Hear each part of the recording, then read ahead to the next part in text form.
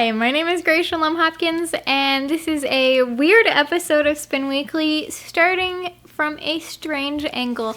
I've gotten a few requests to have a studio tour, so without further ado, here is the studio tour. I will be wearing these dumb glasses throughout the entire presentation because my other pair is in the mail, and I won't be able to see around my studio if I don't wear them, so just ignore that. Also, I clearly do not do like moving film very often, so the angles are going to be really strange, but you're going to get the idea, and I hope you enjoy it.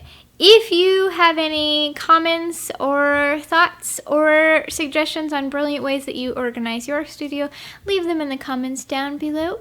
And without further ado, on to the studio. So, this is going to be kind of awkward because I'm trying to stand next to the mic so that way you can hear me, but also show you different things. Alright, so this is my little studio space. The couch is here, and on that side is the whole part is filled up with a desk, which is super messy, so I'm not going to show you that. And I've actually moved the wing back up against that. So it's right there, like.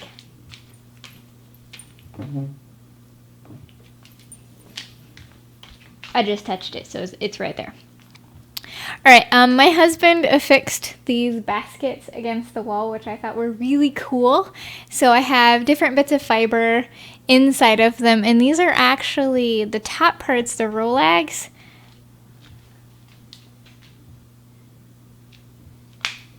Those pieces are for the Dorset Defender boxes. So I have some fiber that I kind of made on the side in between projects that I set aside for them. So that's there. On top, I have little decorations.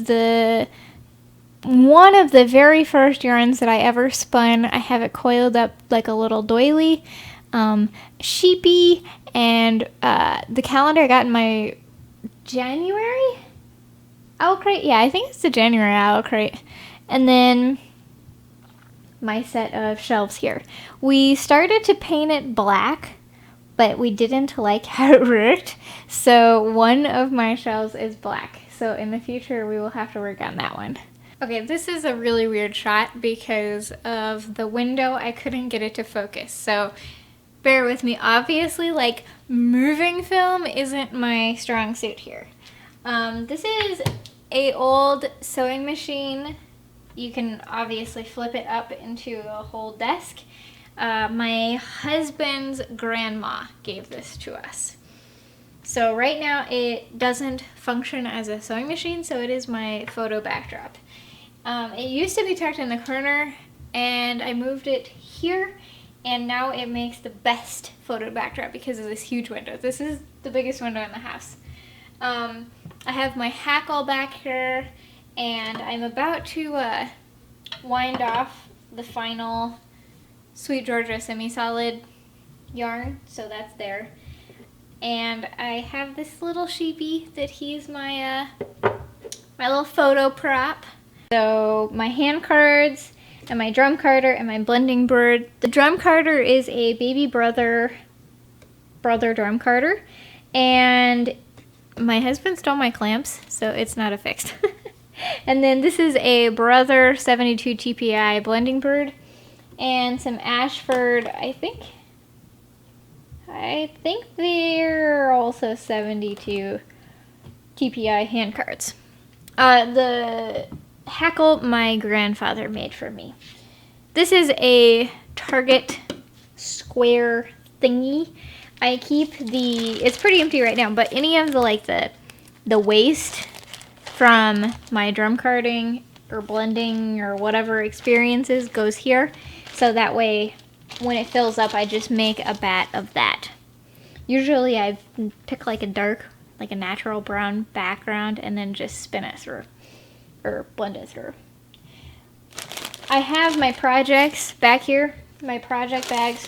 So like my Paradise fiber box fiber that I need to spin, and then the Fiber Artemis fiber that I need to spin, it's all right there. Also, there are like little toys and things for Bean to play with, and then my sewing machine, which she likes to mess with. Again, I know there's a boomstick like right in front of my face. That's ridiculous, but again, this is not like meant to be a beautiful festival of beauty. This is just me showing you my little studio area.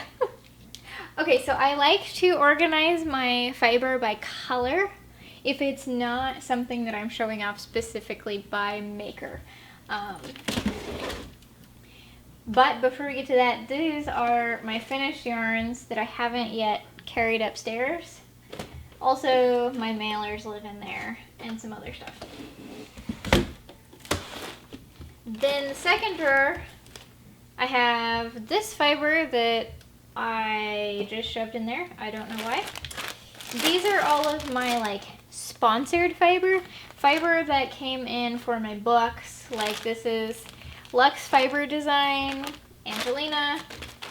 These are Jenny Fields Fiber, different things. There's some soft silk in there. Some Hello Pearl locks. I love these locks. Anyway, so any of the fiber that I got for the book that I specifically have the maker that I want to show off is in here. That helps me remember to say the name or write it down or show it in the camera as I'm making stuff from this drawer, because they sent it to me specifically in return for sharing it with the masses. Next up, again, we have pieces that I have shoved in here. I don't know why. Okay, so my colored fiber bags. Like here's orange. All my orange stuff is in here. These are actually from Nessaland, just so we know. I picked it out of a Nessaland bag. And then I have some natural. This is all the same color way, so I stuck it in its own bag. Here's my red. My stash isn't actually that big because I don't purchase to stash build very often.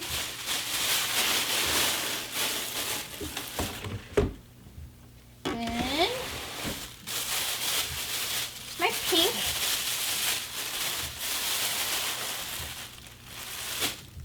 And I'm actually going to put that pink. Where did I put it?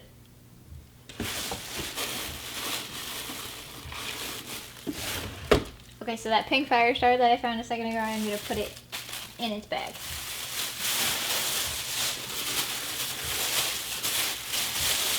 My greens. My blues. This is a blue, so it goes in there. And then a random bat that my husband carded when he was testing out the carder.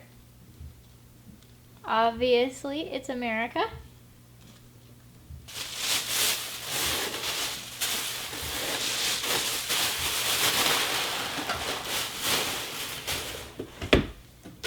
Finally, we have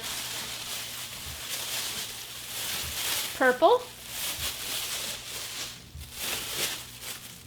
My natural fibers.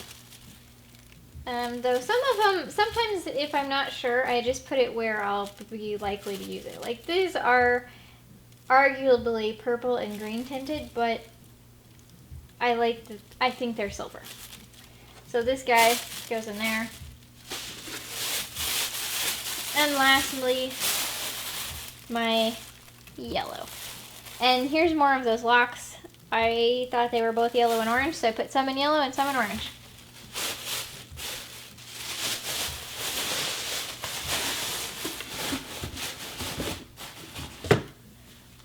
Okay, I keep my fiber by color so that way I can just pull the bags and pick from them at random.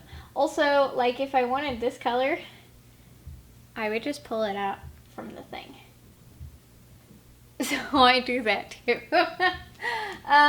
But like I said, right now I don't do a lot of production carding, and I don't stash build because I'm used to moving a lot and being really nomadic, and because of that, stash building just doesn't fit with my lifestyle. So that's the method I use. Also, I take stuff apart a lot. So like that Nessaland bat, I didn't want those locks in my project, but I like the locks, so I just threw them in my stash. I do that pretty frequently, especially when I'm working with art bats. I'll take things out. I think that's it. That pretty much shares everything in my little studio area. My wheel and my chair usually sit like here for filming. And you see my We Can Do It poster in the background.